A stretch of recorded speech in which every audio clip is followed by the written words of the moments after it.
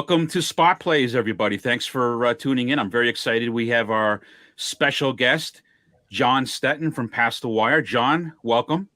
Thank you for thank you for having me. And I love SpotPlays is how I exist now. So I like the name right away. I'm not an every race player. I like SpotPlays, picking my spot. So good name. Yep. Thank you. And then we've got the famous Eddie C. Eddie, how you doing? I'm doing good, Chris. How you doing, buddy? I'm good. I'm gonna do it New York style. How you doing? How you doing? I'm in the. So, well, let's go ahead and jump into this as a lead-in here. Jon, you said that you're a spot player, so let's talk about your 2 spot plays that you hit this past week. And I know from your Past the Wire podcast, you put out a couple of horses that you really like. So why don't you talk about that and how that turned out for you? I got a little lucky this weekend in 2 ways. On Saturday, I liked Graham Motion's horse in the stake. I mean, he looked obvious to me. He looked like by far the best horse in the race. I thought he had a perfect style to just either go to the lead or just stalk the pace and get the jump on the closers. I'm a big, UK, Ireland, France, European race watcher and player. So I'm a little bit more familiar with a lot of those horses.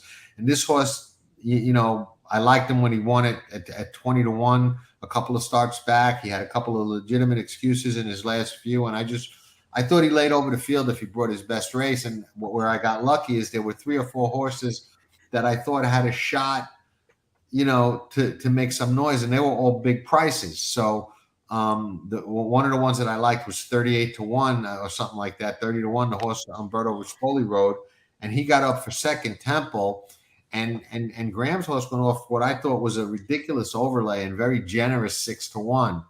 So I wound up hitting the superfecta because how I always play superfectas the same way. I'll try and turn them into an exactor. I don't believe that anybody, no matter how good you are, can handicap for 3rd or 4th the way the game is today. So what I'll do is I'll take 1 horse on top, 2 or 3 in the second hole, and then all in the 3rd and 4th hole. So if I'm right on the first 2, which is essentially an exacta, automatically hit the super. So when you get a 6-1 on top of a 38-1 and you got all in the 3rd and 4th legs, you're kind of sitting in a good spot. You know what I mean? So I wound up hitting the super, and that was, lucky. And they took forever to put up that photo. And especially with, it's been a rough couple of weeks for me. So I'm like, did I lose this photo? Because I thought I had it easy. But I realized afterwards, dehydration and lack of sleep will do things to you. So I realized afterwards they were probably looking so long at the 3rd and 4th photos as opposed to the second photo. Because I was like, I clearly got second. I don't understand it. Am I going to actually lose this photo? Just put it up already. And it took long. And then they finally put up. And then I said, you know what? They must have been looking at 3rd or 4th. So I got lucky there. And then the next day, I don't want to say it was luck because I really thought the way I saw the race, I thought Gina Romantica was just fast enough to outsprint those other fillies late. And if she was in contention the last 16th of a mile, she would win the race. I didn't think anybody could finish faster than her the last 16th of a mile. I was very, very confident of that. I knew she would be the longer of the 2 Chads. I didn't think she would be 9-2. I thought she was going to be a second choice. So when she was 9-2, I made a really nice win bet and didn't have to worry about anything else. The horse that I liked for second, I would have bet a cold exactor too, scratched. I forget who it was, but there was a horse that scratched. I think Tyler Gaffleon was going to ride. So that made it easy for me. So it was just a win bet. So it was. See, that's where I had Rispoli. I like the 5 horse in that race with Gina Romantica quite a bit. Right. Yeah, no, I just bet to win. I didn't want to get worried about pick 4s, pick 5s, or anything like that. I was happy at just getting the win. And that was a pretty confident wager for me because, like I said, I think I even put on Track and Trips. I wouldn't be surprised if she goes to the lead. I think she'll be closer than she has been. But if she's in contention, I think she outsprints them to the wire, and she was. And I kind of felt like a winner every step of the way. Well, I mean, that's just great handicapping. So, John, let's talk about, you grew up, was it in Queens or Brooklyn or No, the Bronx? I grew up in Brooklyn. In Brooklyn. And so talk about your upbringing. I know your father was a parimutuel guy, but talk about your upbringing, growing up in the streets and how you got involved into horse racing. My upbringing is very, very simple. I was just a typical Brooklyn kid. Brooklyn back then when I grew up was probably a lot different than it is now. It was, really a breeding ground for certain kind of people, and it was unconventional for sure. But I was a typical Brooklyn kid. I was a bit of a juvenile delinquent. I dropped out of school, I think, in the 8th grade, sometime in the 9th grade. I think the last grade I graduated was the 8th grade, which was junior high school. Dropped out of high school in the 9th grade, and was, my dad was a mutual clerk. I was going to the racetrack, long before that, but pretty much regularly after that.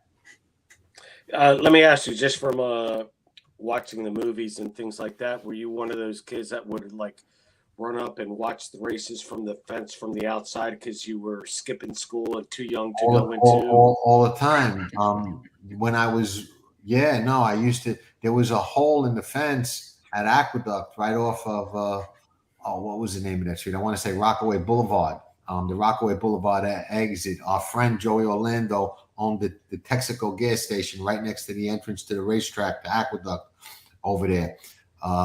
Great guy, great family. Used to fix all our cars on credit, and he was just a wonderful guy. And he owned that gas station there. And if you entered over there and went straight to the racetrack, you wound up at the top of the stretch, and there was a little hole in the fence there. When I was a kid, I would sit at that hole in the fence and watch the horses go by as they would turn for home. And I learned a lot about racing sitting there, cutting school and going and watching races there, because you just heard all the riders yelling at each other and cursing at each other and, screaming, get out of the way, let me through, I got horse, this, that, all kinds of stuff I heard, and got a completely different perspective of race watching and what goes on in a race than you do when you watch on TV or from the grandstand, where you don't really hear or feel or see any of that. Talk to me about, there's two great stories that I know about. So talk to me about the poker games in the back of the church. First off, let's talk about that and the characters that were a part of it. There was, what we used to call them back then. Believe it or not, they were Las Vegas nights. They used to call them, and they were in the back of the church. And they were poker games and dice games. And then, friends of mine had games where they were in the back of stores, or there would be like a storefront that looked like a storefront, but it really wasn't. It was open at night. And believe it or not, my mom is who got me in. My dad kind of got me into horse racing because he was in. My mom used to play poker 4, 5, 6 nights a week at the Las Vegas. I would have thought she would have played mahjong or something. No. She was a big poker player. She would, when I first got my driver's license, I mean, I can't even tell you how many nights and days of my life went like this. When I first got my driver's license, my mom would be like, "Okay, drive me to the card game." I would drive her, drop her off at the game at the club, and then there were no cell phones or beepers or nothing like that back then. You know what I mean? Then she'd be like, you doing like, I'm going out to a club, this, that, the other thing. I'd be home 5, 6, 7 in the morning, whatever it is. Stop by the game, pick me up and take me home. I can't tell you how many times I'd become rolling up at 7 in the morning with my mom straight from the poker club. She would play all night. And that was just, I grew up there. I used to hang out in a place, anybody hears this that knows, there's so many old friends out there, called Bedford Park. Okay, it was a big park on Bedford Avenue in Sheepshead Bay, Brooklyn. And we used to have some really nice poker games there, okay, for nice money. and we would play all the time. Hold on a second, John. Chris, are you hearing the same static as me there? No, I'm fine. All right. Go ahead. Keep All right, going. go ahead.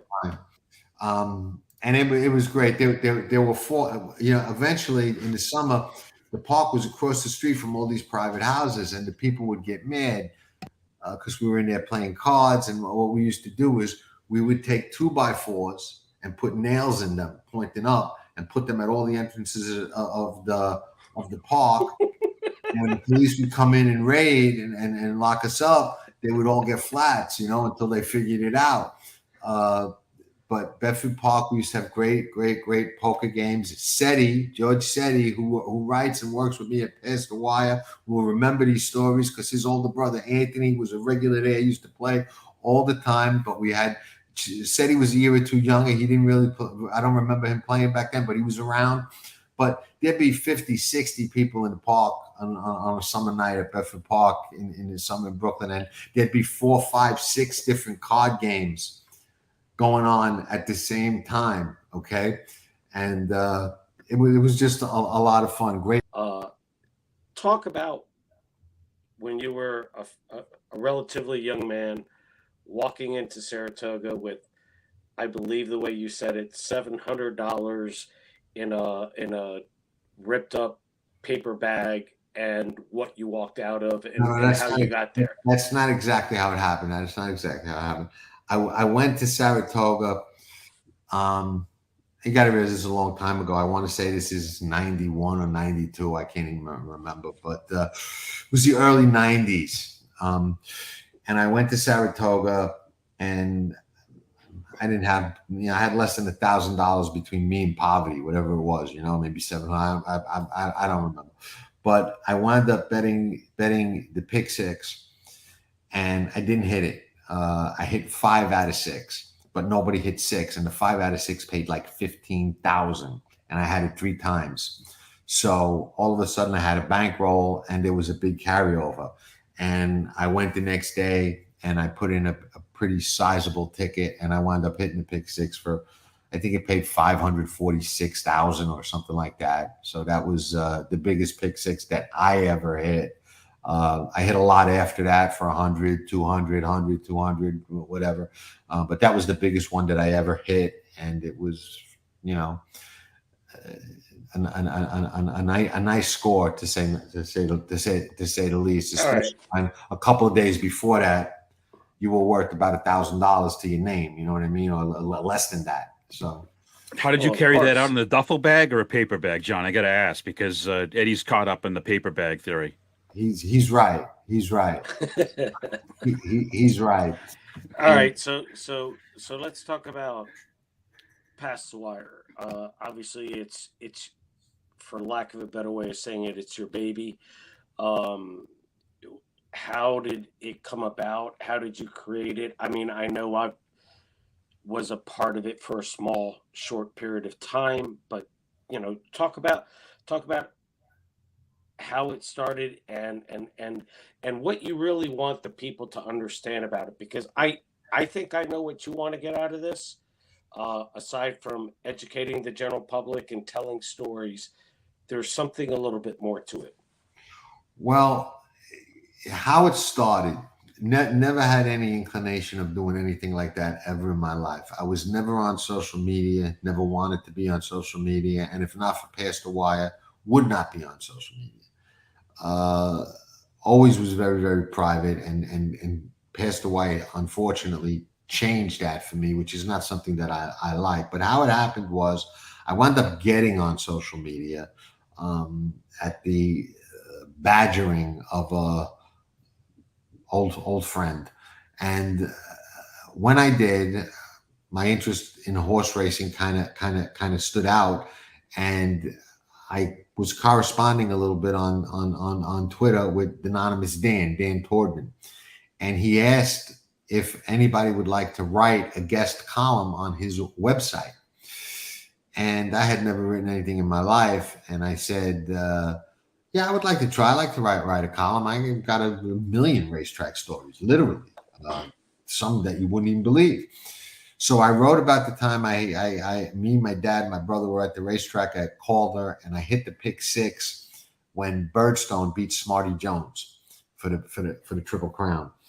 And that was a lot of fun and a great memory for me, and an interesting experience because of all the people that were rooting for Smarty Jones and rooting against Birdstone down the stretch at Calder.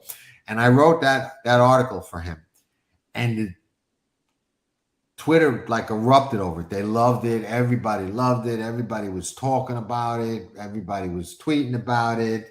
And Dan was like, wow, you brought so much traffic to my site. That was great. Everybody loves it. And it was funny because the group of people that really loved that article and started that whole buzz about it is the group of people that turned into my like hater group today. You know what I mean?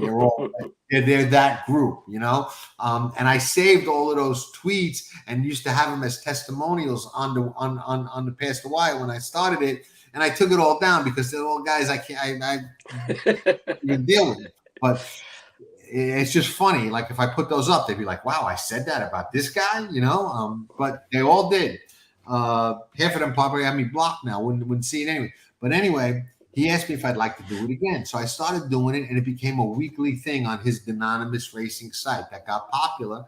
And ultimately, I decided, you know what, if I'm going to do this, and I told him well in advance, I'm thinking of starting my own website, and he was 100% behind it, 100% supportive, told me go ahead and do it. And I started Past the Wire as just basically my column, my thoughts once a week, whatever I wanted to write about, and that was it.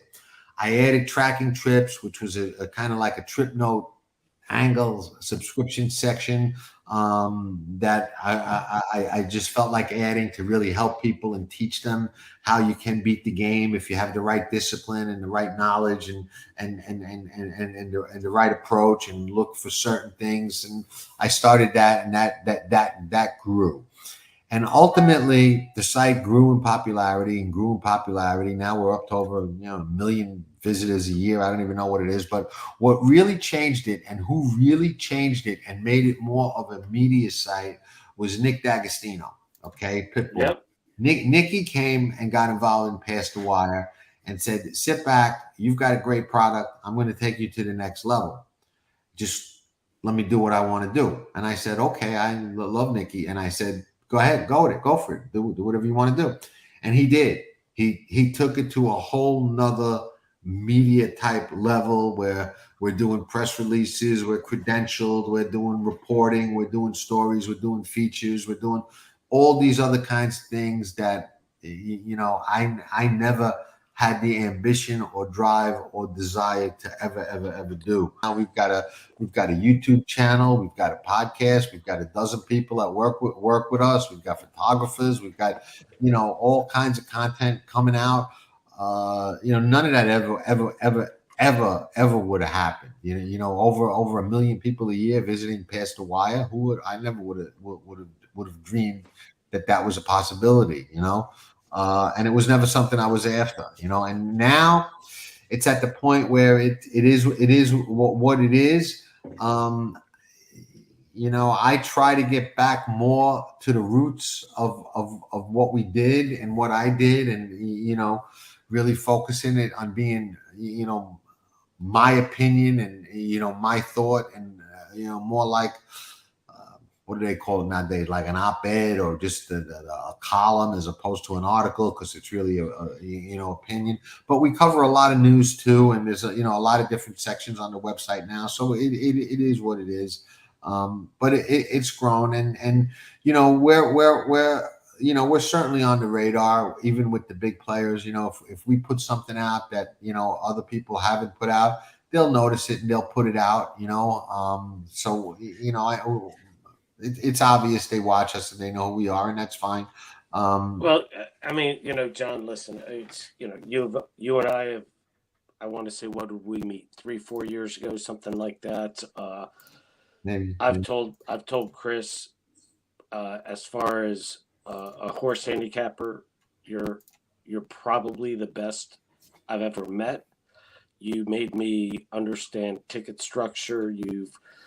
But it's not just that. You've done a lot for the game. I think one of the first times I met you, were given an award at Gulfstream in the winner's circle, given a sizable check, and you ended up giving it back either to the backside, to the Disabled Jockey Fund, or to some charity. No, that check was for some handicapping contest that I won in Saratoga, and I gave it to the TAA, Thoroughbred Aftercare Alliance, that accredits the rescue organizations. I'm a staunch advocate for aftercare and rescue and horses. And that's I'm incredibly involved in important. rescue a lot myself, much more than I publicize or that people know. Not only with horses, with dogs and other animals as well. But I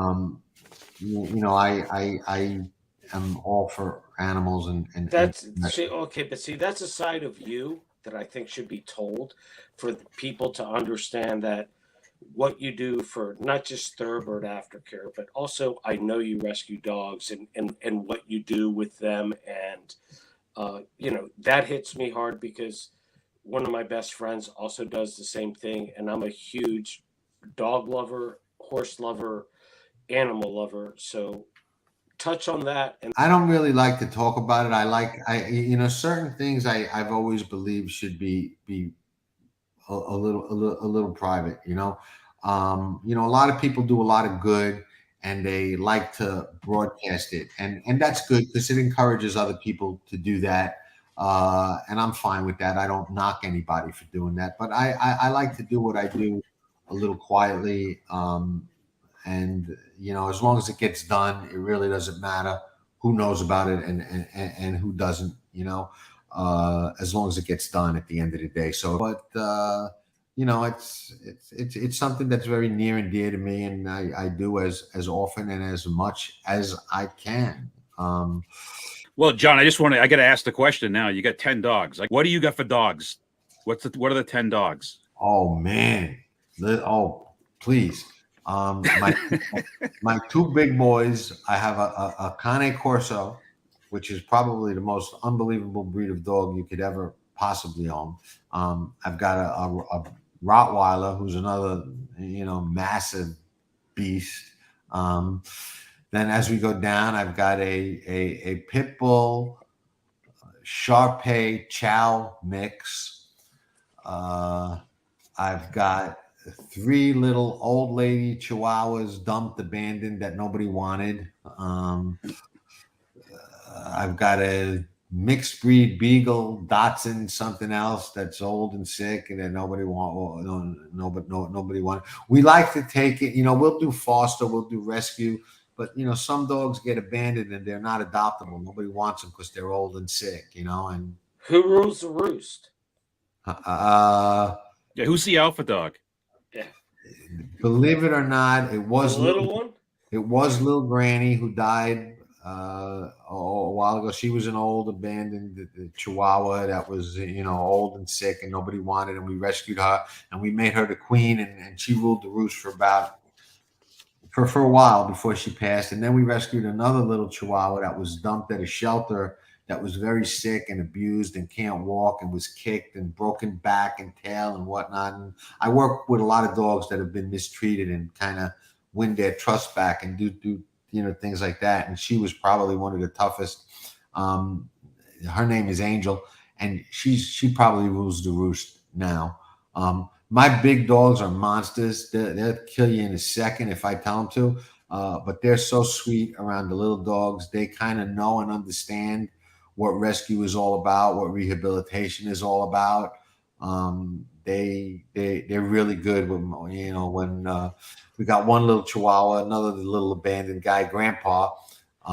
He's all of 4 pounds. He attacks the Cane Corso and the Rottweiler. He ain't even got no teeth. I was trying to pull up my iPad's not working, John, but I was trying to pull it up so I could show everybody what a Cane Corso is. You may want to just do a Google search if you're watching the show, because that's a pretty big dog. It's a big dog, and it's a very, very interesting breed of dog. Okay? It's a great breed of dog, and I know of it. It's the best. I'll tell you how good they are. First off, they're beyond puppies. They're puppies. They know no fear. Okay. and they don't succumb to pain. So no matter if they're in any kind of battle at all, it's to the death, because they will not acknowledge any kind of pain. When they were bred and used to guard the Caesars in the days of the Roman Empire, okay? And they also used them to fight lions in the Colosseum, okay? So not many dogs are going to fight a lion, but if you knew mine, you'd understand that he would in a second, you know? And they would send them out in certain cases. The Roman guard would send them out after escaped prisoners. And what the rule of thumb was, when prisoners escaped, if the Caesar wanted them brought back and re-imprisoned, they would send out the Roman guard to capture them. If he just said, you know what, they escaped, let's kill them, they would send out the cane corsos, and the corsos would not come back until the prisoners were dead. And when they came back, they knew that they were dead, and they're incredibly easy to train. You don't have to train them to protect the house and protect the members of the household at all. They instinctively do that. What you have to teach them is that if you guys came here to visit me and I say, hey, these guys are my friends, they're okay, then they're cool with you. That's what you got to teach them. Because if I don't tell them that, then they assume you're not welcome. You follow me? And if you're not welcome, you're an enemy and you're a threat. And so, somehow that's not surprising that that's your favorite dog in the world. Well, I was just trying to think, will they take out the haters on Twitter?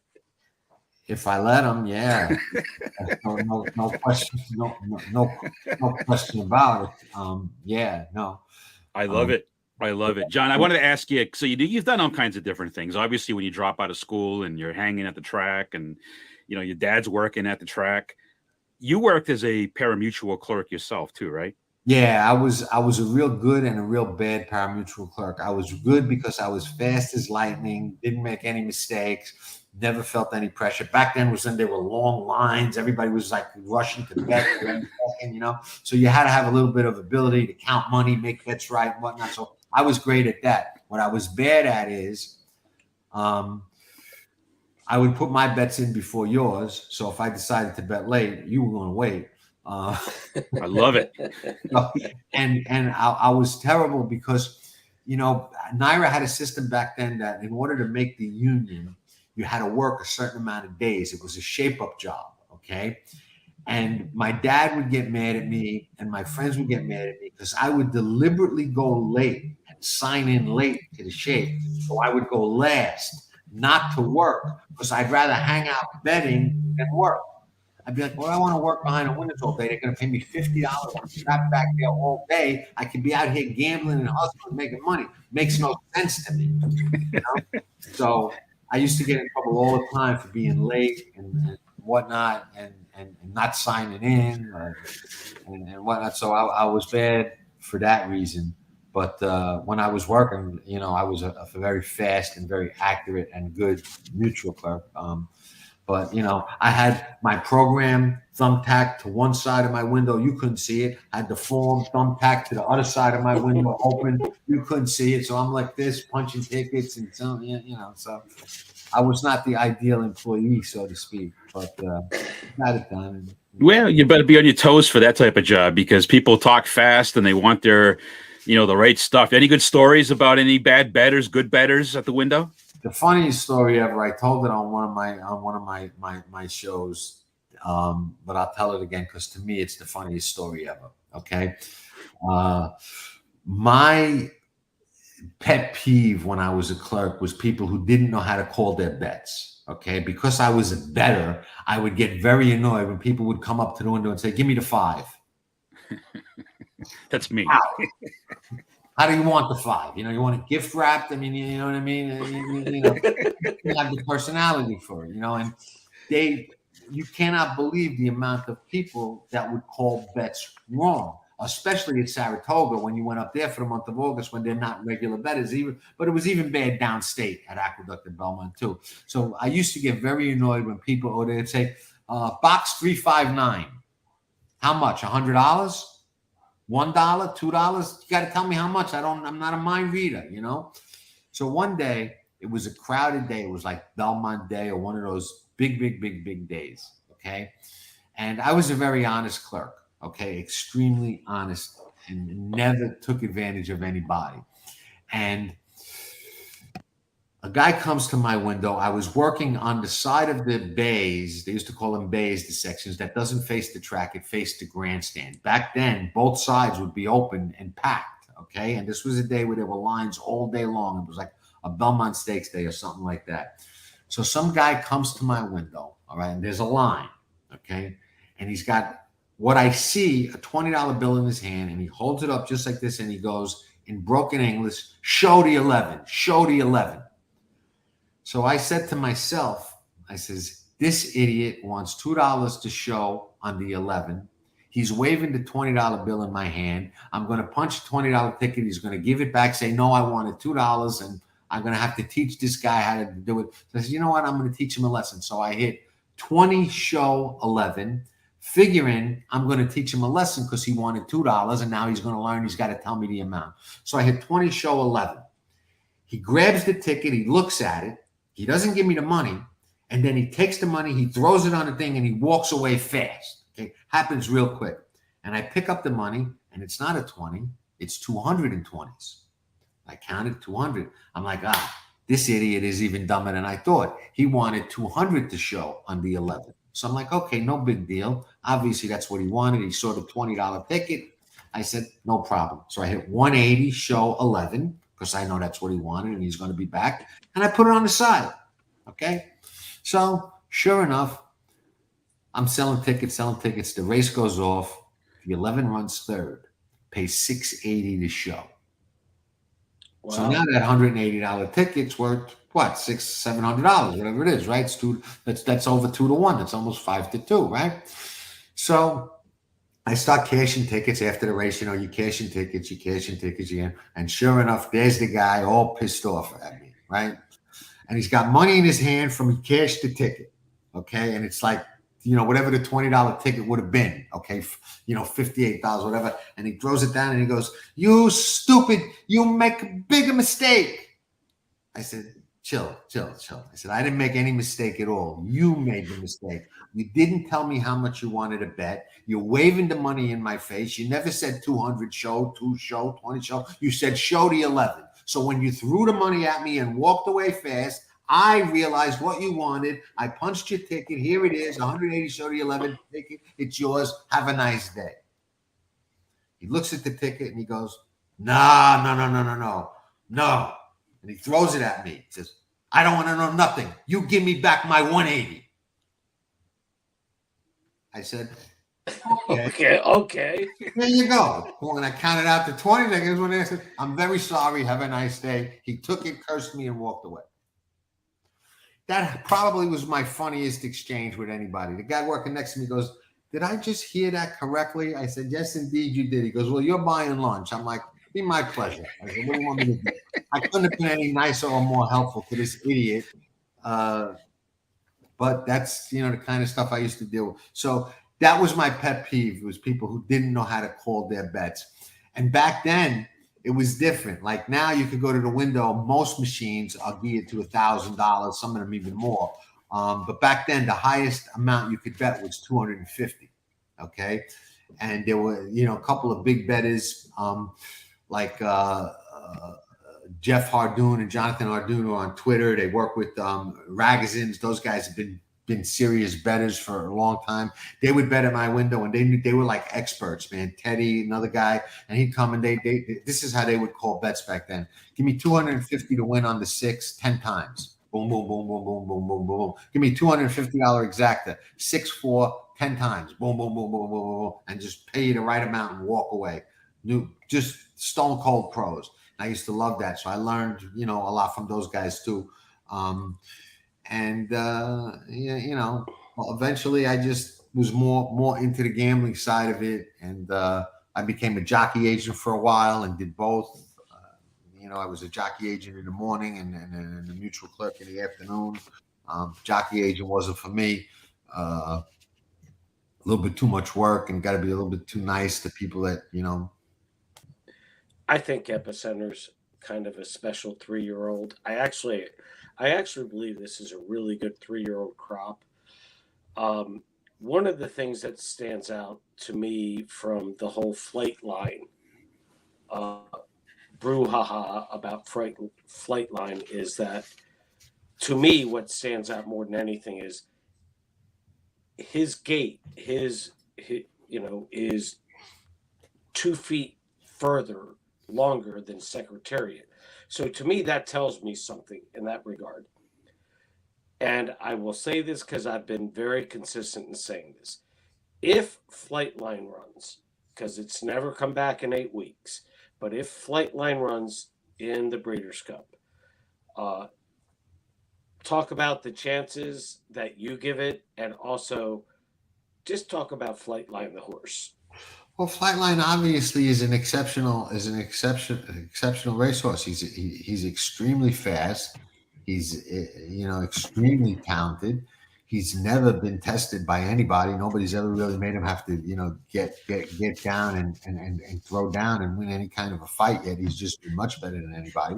If he runs the race he ran in the Pacific Classic in the Breeders' Cup, he'll be almost impossible to beat. The race, most likely will be for second, but he's got to get to the race and he's got to run back to that kind of performance, because you've got a couple of horses in that race that are going to be a little tougher than what he's faced in the past, and you've got a couple of horses like Epicenter, who's a 3-year-old and still getting better and improving, and Taiba, who's kind of coming into his own and getting better and improving, and those are 2, 3. Life is Good. That can be dangerous. You got Life is Good, who's a fast, quality horse that people are kind of jumping off his bandwagon because he didn't win as impressively as they would like, last time out. But that's Breeders' Cup's still 3 weeks away, so a lot can change and a lot can happen. Flightline is an exciting horse to watch. I'm anxious to see him run. Obviously, there's some kind of physical issue that keeps him in the barn an awful lot of the time. It's been very well managed, whatever it is. It's also been downplayed and kept pretty quiet. I don't think that, it's kind of like those who know don't say, those who say don't know.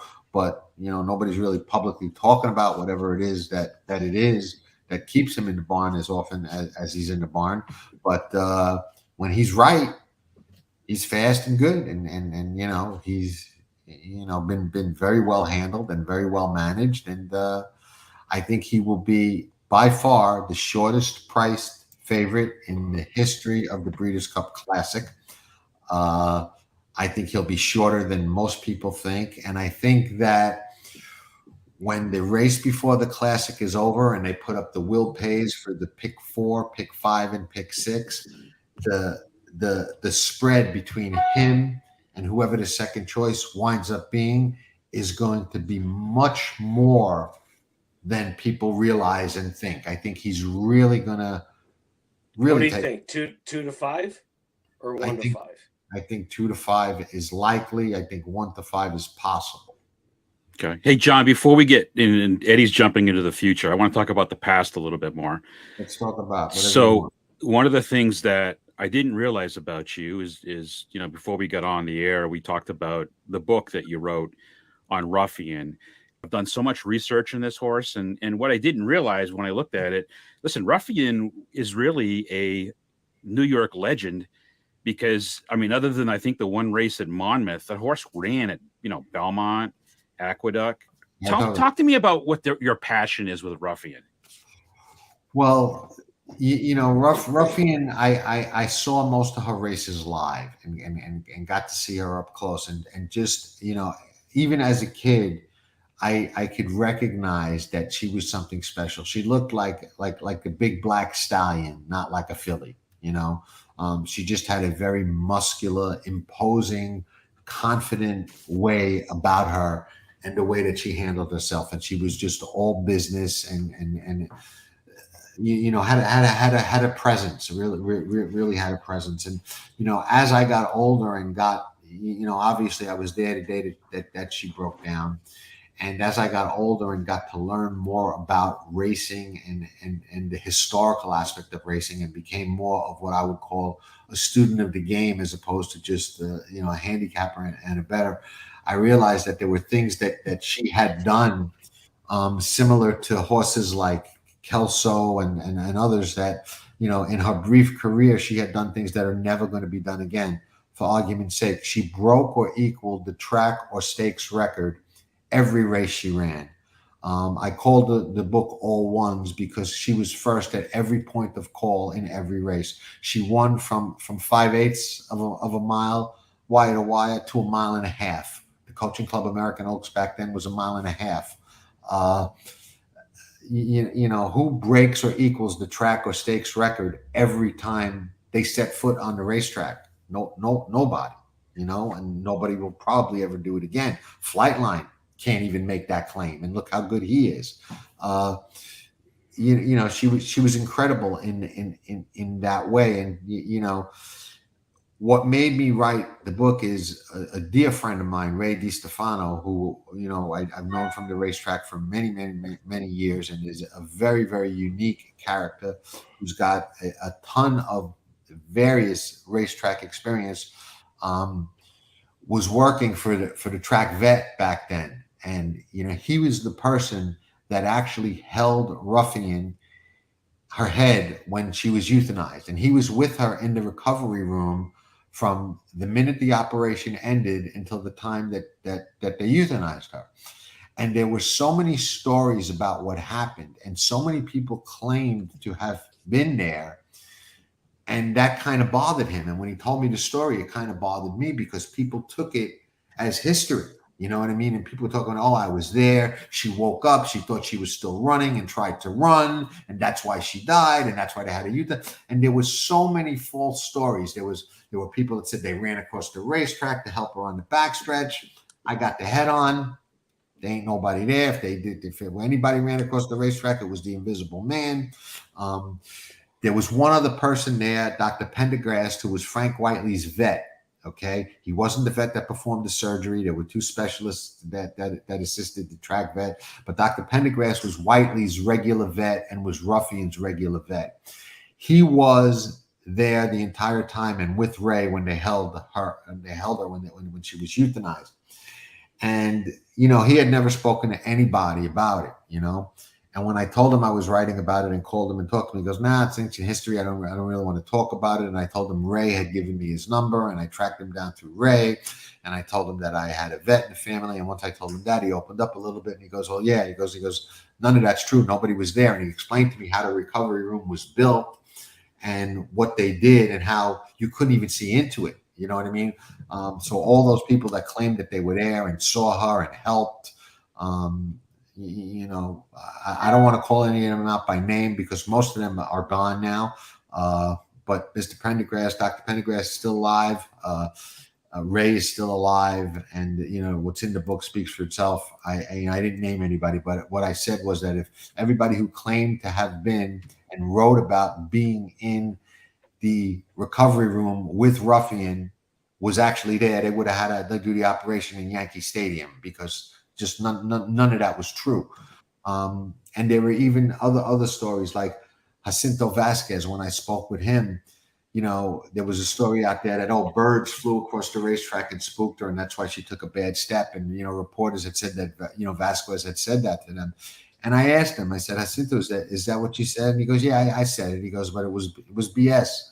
I said, "Well, why'd you say it?" He goes, "Because I hated those media people." He goes, "And the poor filly just died, and they're sticking microphones in my face, asking me this and asking me that, and asking me all these stupid questions." And some idiot said, "Yeah, I saw birds fly. It was the birds that did it." And I looked at him and I said, "Yeah, it was the birds. You can quote me on that." And that's where that story came from. So it was nice to give the what I wrote about Ruffian. Okay. I'm comfortable as being my biggest contribution ever to horse racing because it's the only real account of what truly happened that day and after she broke down.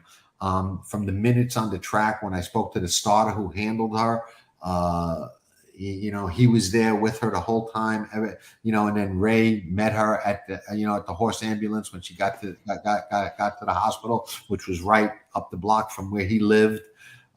So it's the only true account of what really happened to her and why she was put down and what occurred and what they tried to do to save her life. I spoke to Mike Bell, who was Frank Whiteley's barn foreman, and took care of her.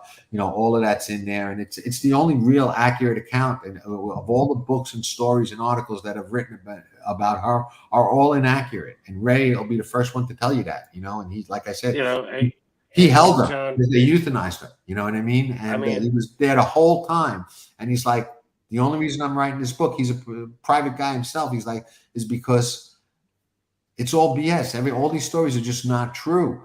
And I was hoping that racing and then racing media would embrace it more and really want to get it out there more, because it's history, and the history should be reported and recorded accurately.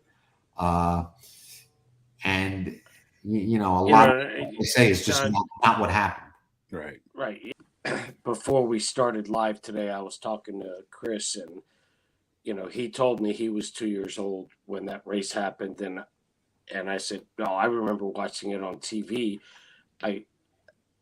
I'm hoping I'm correct in the year. I believe it was 1974. But yeah, I was watching it and I cried like a baby, and got beat by Foolish Pleasure. But she was going to beat Foolish Pleasure, and it always brings back more recent memories to Barbaro to me, because I had a love affair with Barbaro.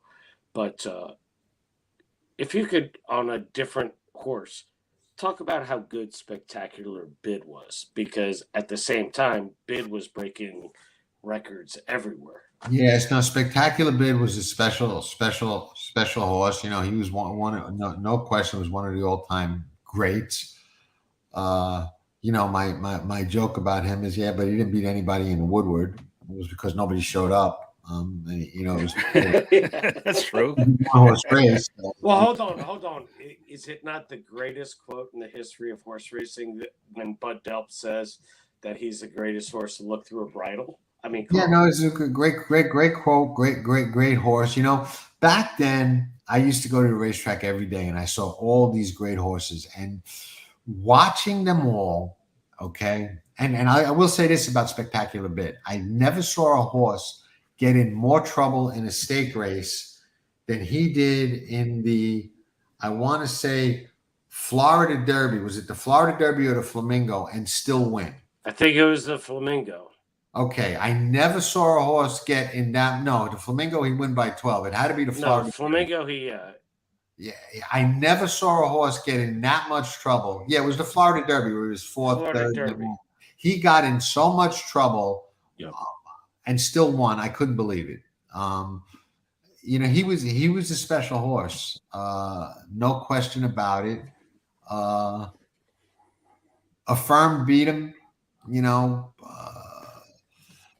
I bet Coastal the day Coastal beat him in the Belmont Stakes. I never was a fan of that whole pin story. But I will say this: as great as he was, and he certainly was a phenomenal horse. I always thought that there were some horses that I saw back then that were a little better than him. I would rate Seattle Slew right up there. I would rate Ruffian right up there. Forgo, I would rate right up there. So but he was great. He was one of the best. No question. I don't like to take anything away from him. But I'm just going to tell you, I love talking to you about this stuff. What about Bobby Frankel saying Ghost Sapper's the best he ever had? Well, I've got a theory about trainers and their horses. Okay. Trainers are great trainers. They're not necessarily handicappers, and they don't necessarily look at things the way that a real student of the game would, and I'll tell you why. You're talking to a trainer about their horse is like talking to a parent about their kid. They see things a very certain way, in a very certain light, and it's just unfortunate, but that's the way it is. So I take anything a trainer says with a grain of salt. I rather, live and die and fall on my own sword than anybody else's when it comes to horse racing. So I have my own opinions, and a lot of things that trainers say and might say is, and, I don't know whether that's the case with Ghost Zapper and Bobby Frankel or not. Bobby was pretty much a straight shooter. But they have, promotional reasons behind a lot of things they say too, and stallion deals and things like that. So, it's hard to argue with Ghost Zapper's record. It's phenomenal, he was another very, very special racehorse. And there've been a lot of them. That, Jon, one of the things I did want to ask you is I want to ask you a betting question. You're really good. I mean, listen, I've hit probably one pick six in my life, and it was probably a 20-cent Rainbow Six down at Gulfstream Park.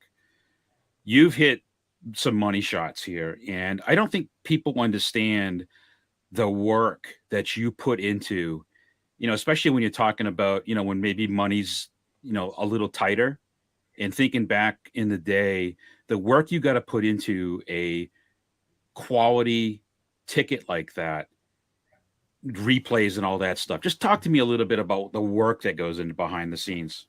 Listen, it's almost impossible to explain to people that don't understand the game. Okay, I played for a living for over 20 years, and as much as I loved it and wouldn't change it for anything because I liked the life that I lived back then, but it was a tremendous sacrifice. Okay, there were no days off, very few days off, weekends.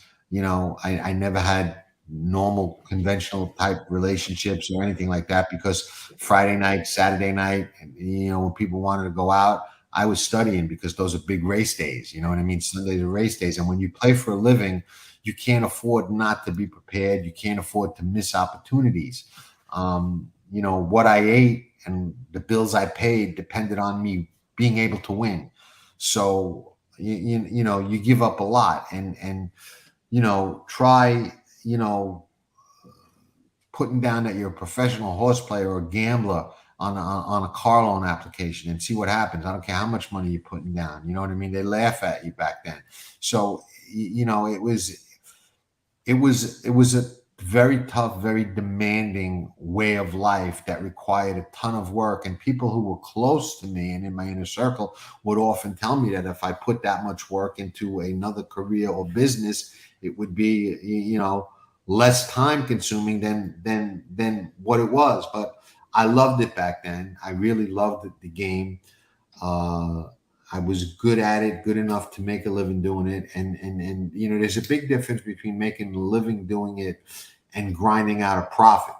Okay. You can grind out a little profit and a positive ROI, and claim that, hey, I'm professional, I'm beating the game. And, theoretically you are, but to make a living where you're paying your bills and you're surviving and maintaining a lifestyle, doing it is very, very different and requires a completely different philosophy and a completely different way of playing and approaching the game. Could I do it today? Probably not. But I was able to do it for 20 something years. And I think that's quite an accomplishment. The game has changed a lot. I'm older and different. So, I probably couldn't do it today, but, I did it for a long time and I still am successful. And, now I don't quote play for a living. I play to make scores and I make them. So I'm happy with that. And, to me, old Gulfstream Park will always, be a part of my life before what it's become today. Your thoughts about Hialeah, if you have any stories about Hialeah. And I love Hialeah. I love Hialeah. I mean, I go back to Hialeah. When I was a little kid, my parents took me to Hialeah at a point in time where it was still segregated and it was yeah. People weren't allowed in certain areas. I mean, Hialeah has been around for a long, long time. But how Yeah. beautiful was Hialeah back then? Hialeah was not only beautiful, but there was a time when the Hialeah winter meet was on a par with Saratoga in August, where the winter 100%. meet People was don't Hialeah. realize that. I mean, that's where all the good horses were. That's where all the best East Coast horses pointed for. That's where all the big prep races were, and the big Hialeah was the winter place. I mean, it was a premier meet. After it kind of closed and got run down, and they lost the dates battle in the courts, Gulfstream kind of became that meet, the old Gulfstream. Which I loved as well. I loved the old Gulfstream. I spent, when I first moved to Florida in 1990, I want to say Gulfstream was still in its heyday, the old Gulfstream. I think, Tom Durkin was calling the races back then here, and it was still, yeah, no, it was a great meet. And if you remember the old Gulfstream, okay, you would walk into the clubhouse, okay, and make a right. And when you made that right, if you hugged that wall, wrap around, there was the little trackside restaurant right over there. Yes. And if you walk in those doors, okay, straight ahead of you was the entire restaurant. But then to the right, there was a maitre d' stand. And up above the maitre d' stand, okay, there were 4 or 5 tables that were kind of like roped off and elevated with TVs around them, okay? That was our section. My table was the one right behind the maitre d' stand. Murray Durst, may he rest in peace. His table was the one right next to mine. I know exactly where you're talking. Okay, and the one right next to that was my dear friend Joe from Buffalo. May he rest in peace. And the other two, usually Scott Savin was with this older guy at the other one, and Pete Rose, when he came, he was at the other one. Pete was always there. I was about to say that. That's where he used to sit. That's where he got that in that little section is where he got mad at me when I wouldn't let him pay for the pick. He wanted to go partners with me on a pick 6 on a carryover day, and I told him no, and I wound up hitting it for like 140 something thousand, and he got mad at me that I wouldn't let him go partners. He wanted to pay for the whole ticket and take half, and I said no, I'm going to put my own ticket in. And he's like, why wouldn't you let me pay for it? I'm like, I don't want to give up half the ticket if I win. And he couldn't understand my logic, and I couldn't understand why he didn't understand my logic. But he got mad at me when I won. That was I didn't want to. I didn't need him to put up the money, and I didn't want to give up half the winnings. You know what I mean? So this is what it is. Hopefully you get. Did he give you an autographed baseball or anything? Is there any Pete Rose memorabilia behind you, John? None. No. I got nothing but memories from Pete Rose. But he was a great player. I think he should be in the Hall of Fame. Was a serious bettor as far as money. I didn't think he was a good bettor, but he used to bet a lot of money. Back then I used to bet a lot of money, but he would bet a lot of money. I mean, I'd see him bet 40, 50, 60,000 over the course of a day, like nothing. Wow. John's been on for a while. I just wanted to, first off, I just wanted to share the website, John, again, Past the Wire. I know you put a lot of work into this. You do a lot of stuff. You're giving me a low 5 here on the website. It says it's harder to handicap the Stewards' decisions at Keeneland than it is to handicap. So I love it. Then you get your high 5 going on. But you guys get a really nice site. Just wanted to plug that for you. I really appreciate your time today, just coming on and spending some time with us. I mean, I could talk to you for hours and hours and probably days and days. Thank you for having me, guys. I appreciate that. Thank you, Chris. You're a gentleman, and I appreciate the opportunity to come on anytime. Thanks. Thank you.